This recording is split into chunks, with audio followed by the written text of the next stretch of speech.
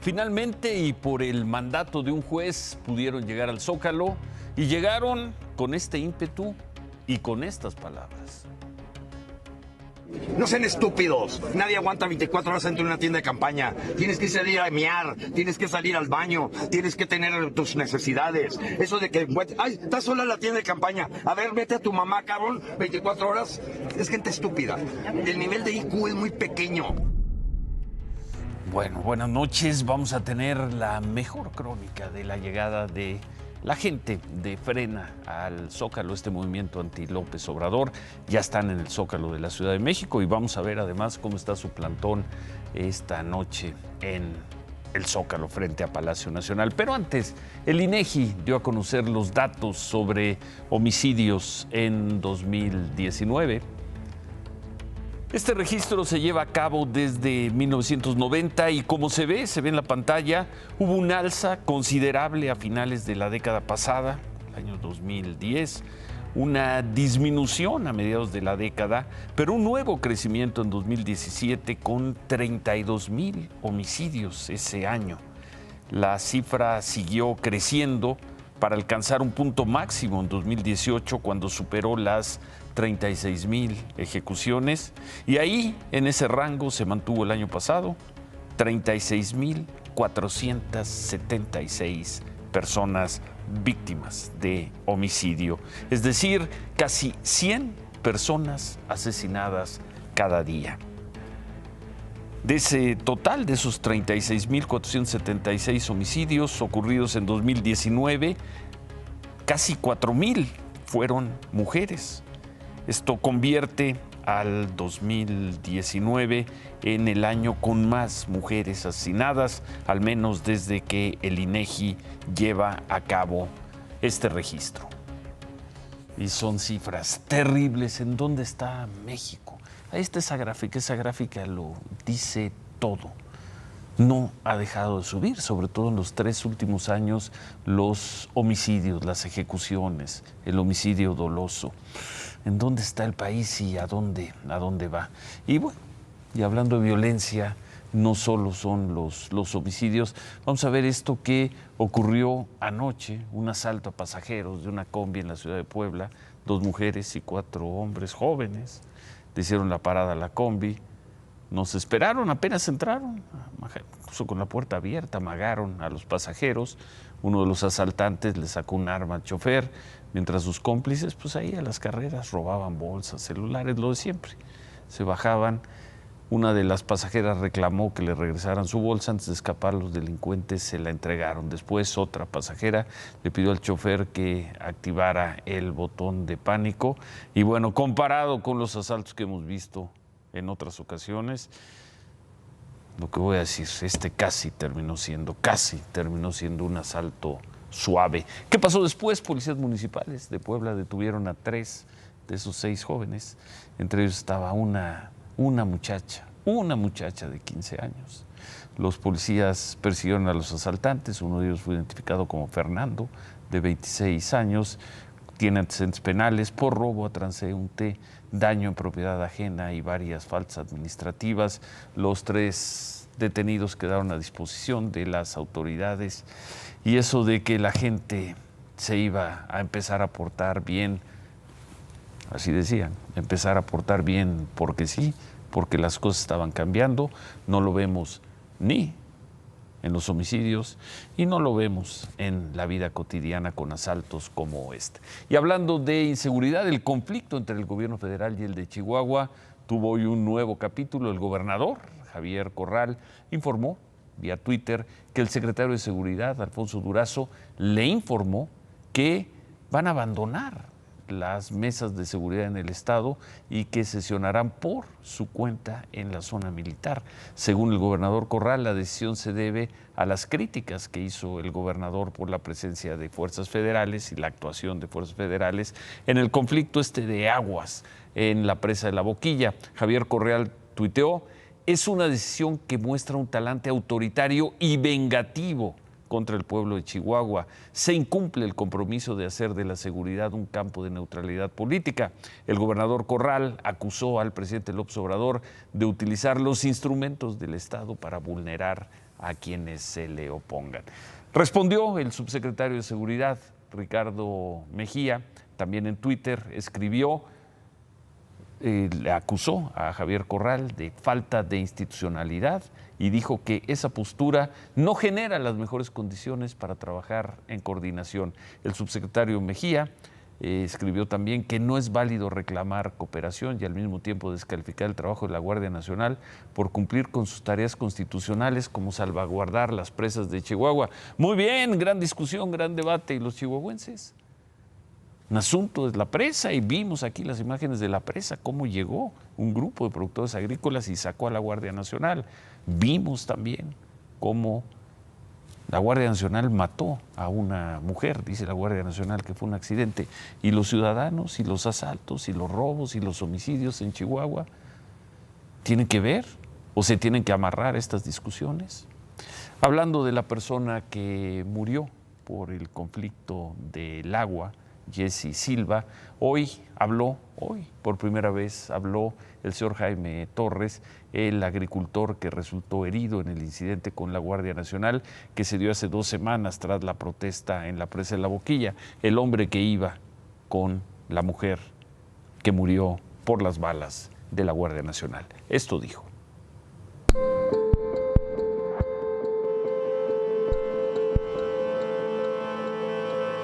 No los provoqué. Nosotros agarramos armas. Dispararon por la espalda.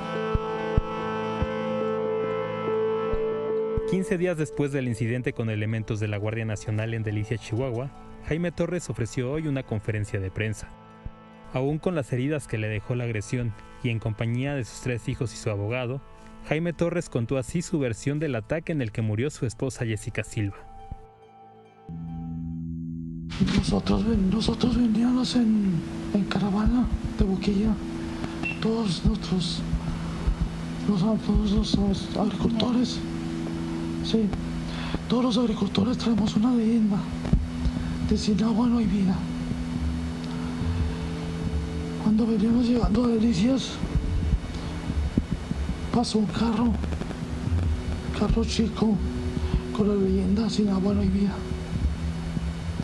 que lo iban custodiando 2 camionetas de la Guardia Nacional. El carrito bajó a una intercepción y nosotros lo seguimos para ver qué estaba pasando, para brindarle ayuda, porque llevar la leyenda de nosotros. Cuando bajó, empezaron a disparar. Yo no escuché nada, incluso no escuché ni los disparos que me dieron a mí. Yo no me sentí el cuerpo caliente de aquí. Jaime aseguró que todavía tiene que ir a terapias todos los días y que tendrá que someterse a otra cirugía. Pero dijo que se mantendrá en la lucha para defender la presa La Boquilla. Que hay que seguir adelante con la lucha. Eso es lo que ayuda a la ciudadanía de Chihuahua. No hay que echar marcha atrás, que no quede en vano la muerte de mi esposa, que retire la Guardia Nacional y ya, que se informe bien de lo que está pasando, porque no se está informando bien, no está haciendo pelear el pueblo contra el pueblo.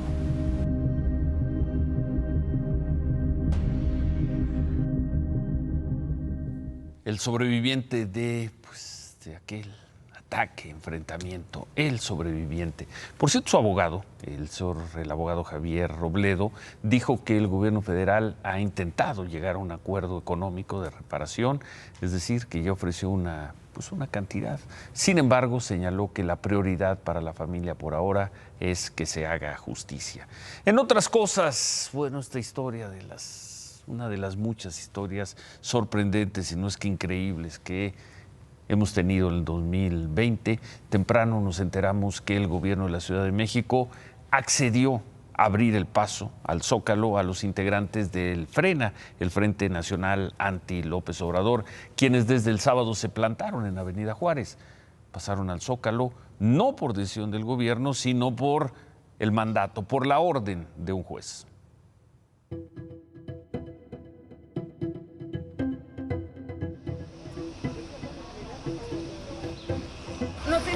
porque ellos apenas se acaba de mover la barrera.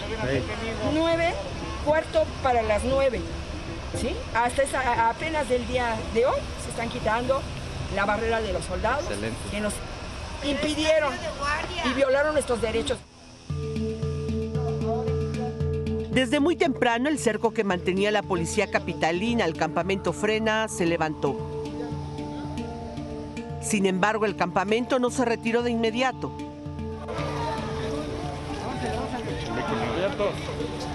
Abiertos. Cuidado, policía. Fue hasta la 1:30 de la tarde cuando su líder, Gilberto Lozano, apareció, resguardado por un cordón de seguridad para avanzar hacia la toma del Zócalo. Detrás de él marcharon decenas de sus simpatizantes.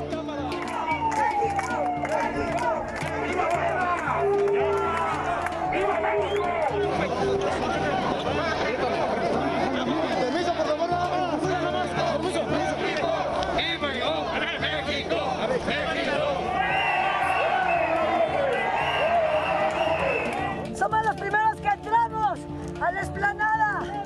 ¡Sácanos! ¡Viva México! ¡Lo logramos! La vanguardia de Frena sorprendió a la policía, que ya había dividido en dos la plancha del Zócalo, para evitar que colocaran su campamento frente a Palacio Nacional.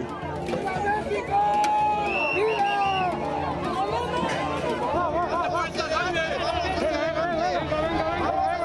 El cordón de seguridad que resguardó a Gilberto Lozano y a sus abogados quitó todo lo que impidiera su paso, incluso a los camarógrafos.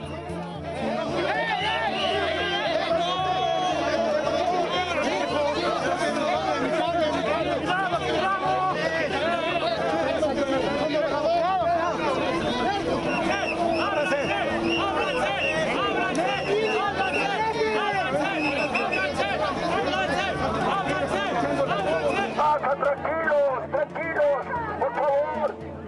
Tranquilos, no empujen. Entre empujones y rezos, la plancha del Zócalo fue tomada por Frena.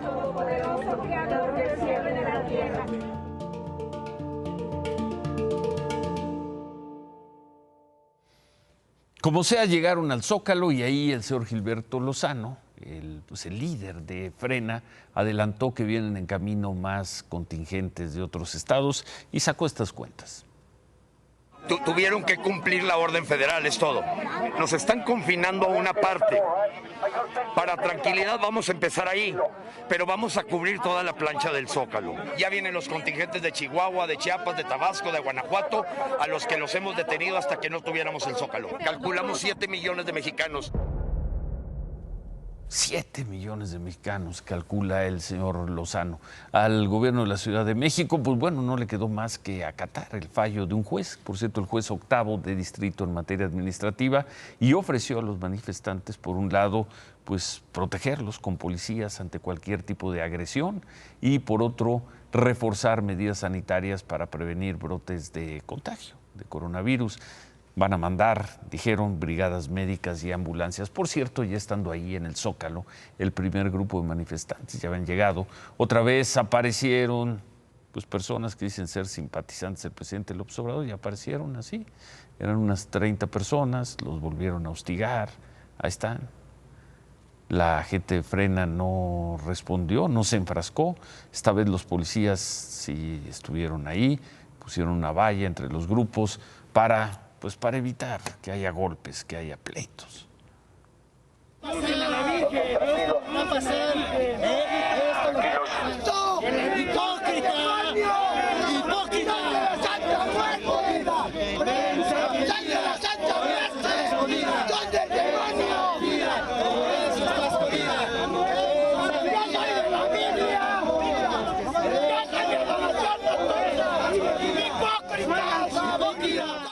Bueno, a las 9:30 de la noche la avenida Juárez en el centro histórico estaba ya prácticamente libre de las tiendas de campaña. Solo en 2 puntos había algunas que permanecieron montadas.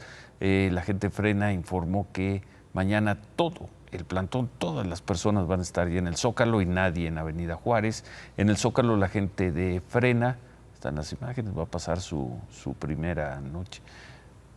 Ya no se dieron incidentes violentos, solo un par de borrachos, ahí veíamos pues los sacaron del campamento, personas que llegaron en estado de ebriedad, según se reportó, y bueno, los sacaron diciendo que eran provocadores. Ahí está la policía, ahí está el campamento. Estas imágenes son de hace unos momentos, Zócalo de la Ciudad de México. Se dijo que eran 2 personas que venían en estado de ebriedad, eso se dijo. En la tarde, a un costado del Zócalo, padres y madres de los 43 normalistas de Ayotzinapa, de los normalistas desaparecidos hace 6 años, comenzaron sus protestas en la Ciudad de México. Esta semana pues son los 6 años. En un mitin frente a la Suprema Corte, los padres reclamaron que los jueces han liberado a varios detenidos por estos hechos. En su protesta de casi 2 horas, los padres de los normalistas insistieron en su demanda de 6 años. Vivos los llevaron, vivos los queremos. Sobre las protestas, otro tipo de protestas, las de la CENTE en Michoacán. Anoche informamos y presentamos cómo corrían ya los trenes en las vías bloqueadas desde la semana pasada. Hoy temprano los integrantes de la CENTE se reagruparon, volvieron a bloquear las vías del tren en la comunidad de Calzonsi, en el municipio de Uruapan. Incluso los maestros de la coordinadora se enfrentaron a policías estatales y a Guardia Nacional en 2 ocasiones. La primera fue por ahí de las 11:30. Durante 1 hora los policías resistieron pedradas y cuetones. ¡Cuenta, señores!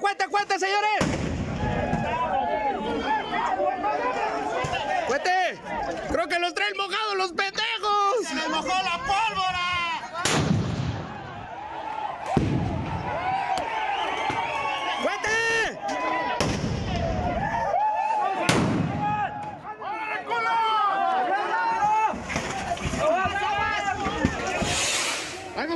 ¡Un cuete! ¡Aguas! ¡Aguas!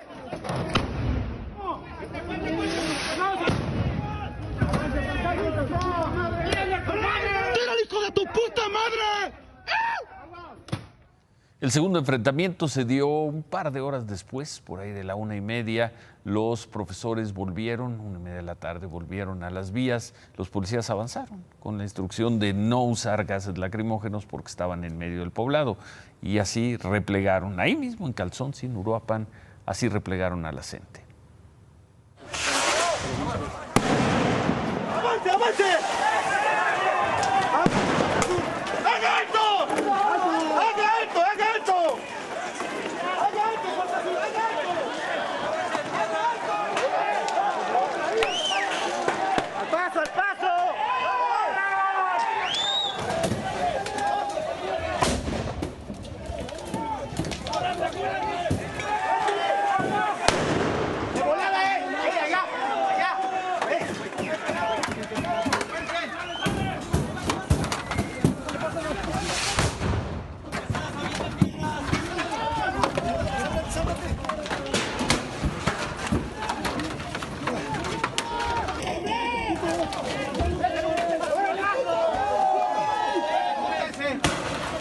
¡Échale para atrás! ¡El paso para atrás! ¡Para atrás, jóvenes! Bueno, y las cosas no pasaron a mayores. La Secretaría de Seguridad Pública de Michoacán informó que solo 2 policías resultaron con heridas leves. Dijeron que hubo más incidentes de tomas de vía, de tren, en Mújica, en Yurécuaro, en Lázaro Cárdenas, en Marabatío, en Pátzcuaro y en Morelia, pero que llegó la policía, los impidió y con vallas, pusieron vallas para que pasaran los trenes. Las tomas de vías fueron intermitentes, se ponían y gente en plantón los quitaban, pero según se informó no se afectó la operación de ningún tren. Incluso la empresa Kansas City Southern nos informó que al menos ellos han movido 5 de sus trenes varados desde anoche y hasta hace unos minutos. Bueno, 6 meses ya del inicio formal de la lucha contra el coronavirus. ¿Y dónde estamos? ¿Dónde estamos esta noche? Vamos a ver los contagios. Hoy, pues ahí siguen, en torno ya por abajo de los 6,000 casos diarios, pero pues todavía en una cifra inquietante, 4,786. La cifra de personas muertas, pues hoy prácticamente llega a los 50,000. Si tomamos en cuenta el índice de crecimiento de personas muertas, 75,000, y tomamos también en consideración que esta cifra es del mediodía, es muy probable que a estas horas ya se haya rebasado la cifra de 75,000 mexicanos muertos. Por cierto, vamos a ver estas imágenes. Hay lugares en donde no hay preocupación por los contagios. Tal es el caso de la alcaldía Gustavo Amadero, donde se permitió la instalación de ferias en las cuales no hay sana distancia, no hay medidas sanitarias. Esta noche así se ve una feria que se instaló en la colonia Héroes de Cerro Prieto, en este recorrido que hizo Grupo Imagen. Pues ahí se puede ver, se veía a las personas sin cubrebocas, no hay sana distancia. Hay zonas del país y del Valle de México donde parece que el coronavirus es un asunto ya superado. Hoy se cumple, decía, medio año de que comenzó oficialmente el confinamiento para mitigar la transmisión del coronavirus, y hoy Excelsior presentó este trabajo especial con estas cifras. Casi sin que nadie se diera cuenta, hace medio año la vida de todos empezó a cambiar por el confinamiento obligado por el coronavirus. Conocimos las fiestas y cumpleaños virtuales, las juntas y el trabajo a distancia, y el boom del comercio electrónico. Fue como un repentino salto al futuro. Sin embargo, la nueva normalidad también trajo consecuencias devastadoras e inéditas en lo económico, político y familiar. Miles de muertes sumadas a la peor crisis económica de la historia del país.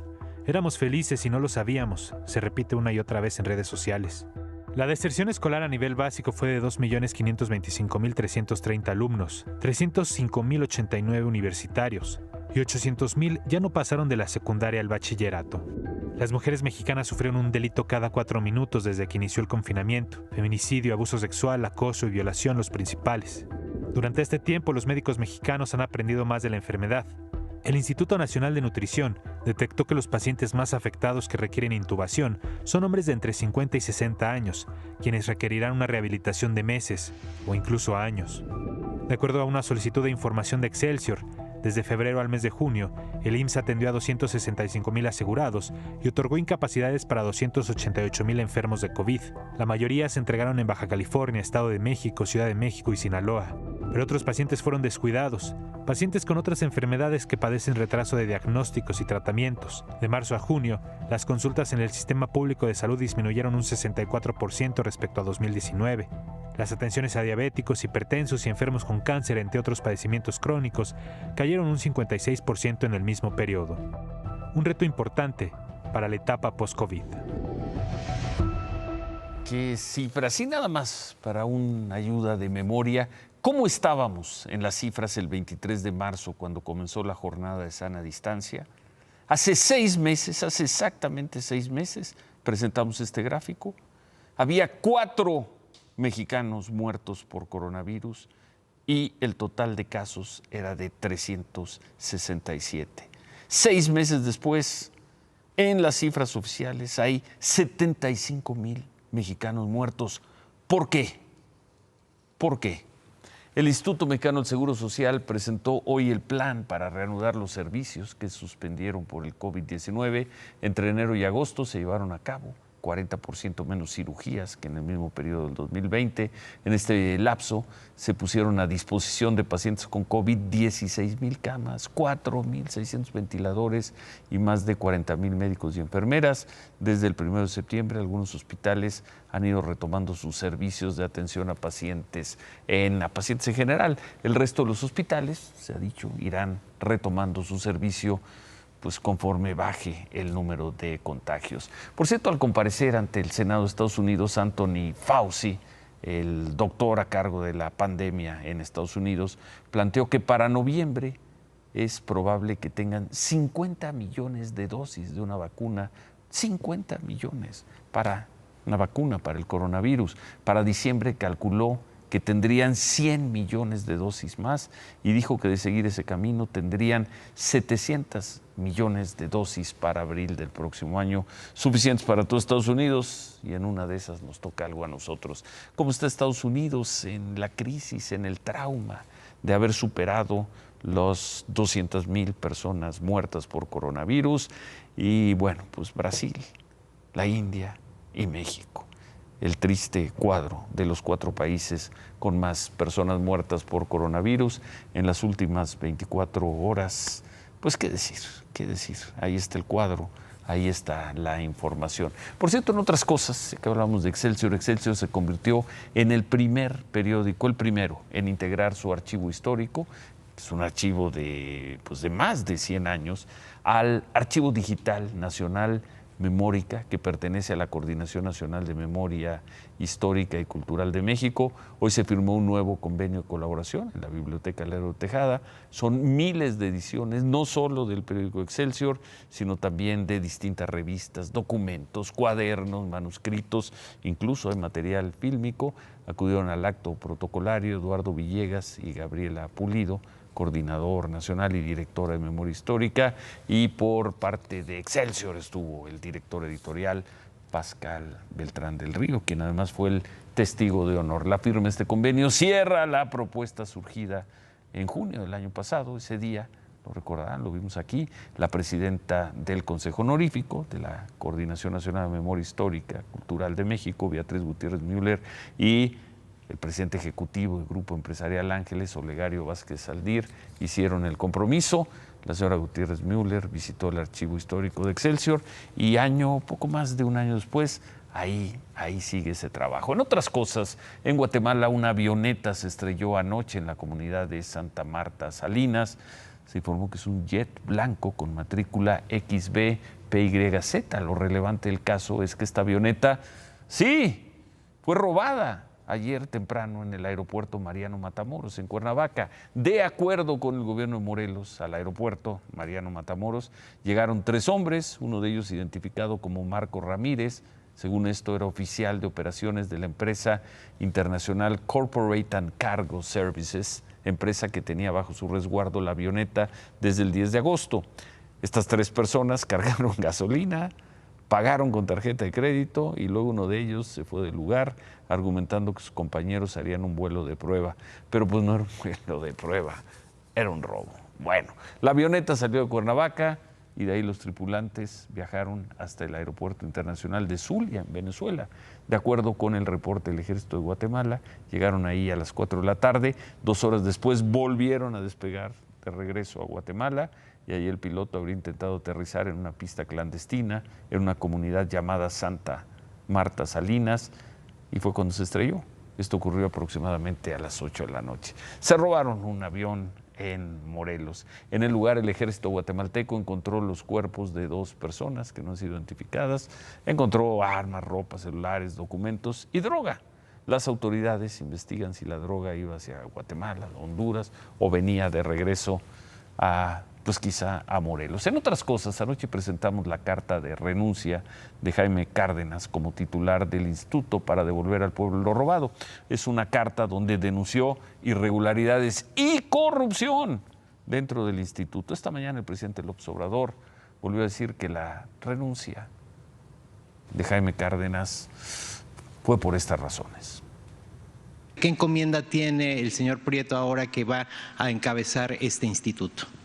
Pues limpiar, que era lo que tenía que hacer Jaime, pero no le entró.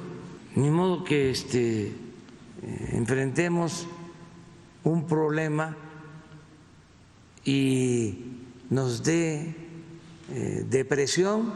Es una transformación, no es un día de campo. Pues el presidente insiste que fue un asunto de temperamento, pero Jaime Cárdenas volvió a decir hoy que sus motivos para renunciar fueron otros. Esto le dijo al periodista Ricardo Rocha. Mi lealtad no era ciega, sino una lealtad reflexiva. Yo creo que ahí comenzaron los problemas.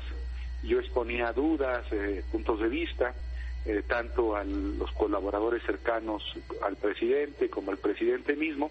Fue inevitable que se diera esta salida. Varias veces el presidente cuestionó mi insistencia en los procedimientos y yo decidí que era lo mejor para el bien de la institución. Lamento mucho irme, pero pues así son las cosas y cuando tú ya no estás bien en un lugar, pues es mejor irte. Jaime Cárdenas sigue diciendo no se respetaban los procedimientos y había corrupción. Los 10 gobernadores de la Alianza Federalista mexicanos se reunieron esta tarde aquí en la capital. Son los gobernadores opositores que dejaron la CONAGO. Anunciaron que tienen una propuesta para recuperar al menos 40,000 millones de pesos que les quitarían del presupuesto del próximo año si llegara a aprobarse tal y como lo propuso la Secretaría de Hacienda. Hablaron de crear un par de fondos, piden que se clarifiquen los criterios de asignación de otros recursos y que se restablezcan varios fondos más para los que no se asignó ni un peso. Queremos plantearle más bien a la Secretaría de Hacienda y Crédito Público que pueda diseñarse un mecanismo para compensar la caída del 5.5 en el gasto federalizado para garantizar un principio sencillo, pero muy importante. Los estados no pueden recibir menos de lo que recibimos el año pasado, o más bien lo que recibimos este año. Hoy Raquel Buenrostro se convirtió en el héroe de la película. Habló de que la recaudación que se logró en estos 8 meses es suficiente como para que el gobierno no haya tenido que recortar el presupuesto, no haya recortado ningún programa social y no haya tenido que contratar deuda. Se trata, sin lugar a dudas, de un éxito. ¿Cómo lo ha hecho? Plantearon 625 objetivos de grandes empresas y agarraron a 15 en particular que eran donde había más posibilidades de recuperar de dinero. Los 40,000 millones. Sí, 50,000 millones de pesos. Millones, sí. Pues ya prácticamente ya terminaron con esos. Salvo 2 casos que los voy a decir en este momento. Pásame la cámara. Decidieron que querían irse a tribunales. El primero de ellos es Grupo Minera México y el segundo de ellos, si yo le digo que se llama comercializadora de cárnicos estratega, no le va a decir nada. Es Grupo Bafar, esos que producen y comercializan carne. Ellos a ver, dijeron, otra vez, Minera México. Minera México y Grupo Bafar. ¿Qué hicieron ellos? Ellos dicen que no se quieren arreglar con el fisco, que se quieren ir a un juicio. Que sea un abogado, que sea el Poder Judicial el que determine dónde está la razón. Ellos creen que tienen la razón. Sí, no, pues ellos creen que tienen la razón. La Procuraduría Fiscal va a tratar de probar que no tienen la razón, que hay evasión fiscal y que se debe dinero. Hay que recordar que hay casos como el del BBVA Bancomer o el de América Móvil, donde fue por cansancio que se rindieron y dijeron, está bien, pagamos de una vez, porque ya lo teníamos reservado y todo, y terminamos la discusión. Han recuperado una cantidad suficiente como para completar el presupuesto de este año. No es un asunto menor, ¿eh? O sea, realmente si ves cómo recaudaron con una caída de la economía, la más grande de la que se tenga registro, y perder solo 0.5% en términos reales de recaudación, lo han hecho muy bien. ¿Todo en buena lid? Todo en buena lid. Hoy justo le preguntaba en radio... Documento contra documento. Hoy le preguntaba en radio a Raquel Buenrostro que si hay persecución política. Dice, son 625 contribuyentes. Hay de todo. Incluso si ves a los que llegan a acuerdos, tomemos los nombres de empresas. ¿Tú crees que Carlos Slimes está en contra del gobierno? Yo te pregunto. Que el BBVA va a... No hay. No hay. Lo que hay es pues ganas de recaudar y lo están haciendo bien. Si fuera fútbol dirías que metieron duro la pierna. Metieron la pierna como la tenían que meter. Sí, duro. Metieron duro la pierna. ¿Sin hacer falta? Sin hacer falta. Hasta ahora yo no tengo evidencia de ninguna falta ni ninguno que haya dicho el árbitro. Ese me cae mal por su número. Hasta el momento no tengo evidencia de eso. Y esperemos que así siga. Esperemos que así siga. Pues echaré a perder un gran trabajo. Remátala, David. Hoy se hizo mucho ruido porque el presidente dijo que iba a pasar una reforma al Infonavit. De lo que se trata es de impedir que empresas comercializadoras, constructoras, tomen el dinero de los trabajadores. Lo justo es, como hoy ocurre, pero no está en la ley, que el trabajador decida qué hace con el dinero que ha ahorrado. Javier. Ciro, después de la pausa te digo quién jugará contra México en lugar de Costa Rica y por qué no va a perder Cruz Azul contra el América. Regresamos con eso. Bueno, hacemos una pausa y nosotros regresamos a nuestro túnel del tiempo.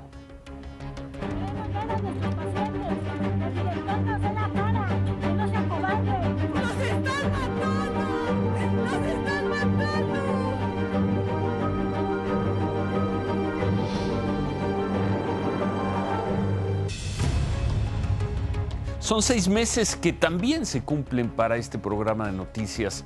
6 meses del inicio formal de la Estrategia Nacional para frenar, enfrentar y tratar de doblar al coronavirus. El tiempo de la incertidumbre, de la contradicción y del chacoteo tiene que quedar atrás. Todas las acciones deben ir en el mismo sentido, con la misma profundidad, con el mismo sentimiento de urgencia. Mañana, 24 de marzo, entraremos de lleno y a fondo al combate, literalmente a muerte, contra el coronavirus. No hay mucho margen de error. Seguramente el gobierno del presidente López Obrador acertará. 6 meses y aquí estuvimos noche a noche sin fallar una sola, ni siquiera cuando una parte de nuestro equipo dio positivo a COVID, justo en los días del encierro y el miedo. ¿Quiénes acertaron? ¿Quiénes acertamos? ¿Quiénes fallamos? ¿Quiénes fallaron? Todos aprendimos en estos 6 meses, aprendimos a una riesgosa máxima velocidad. De ahí la pregunta, ¿existió en serio, en verdad, existió una infodemia, como la llamaron, una estrategia de desinformación por parte de algunos medios de comunicación? La respuesta es de ustedes. Nuestro trabajo se puede consultar con facilidad. Gracias por estos 6 meses. Muchas gracias. Se quedan con ¿Qué importa? Ánimo.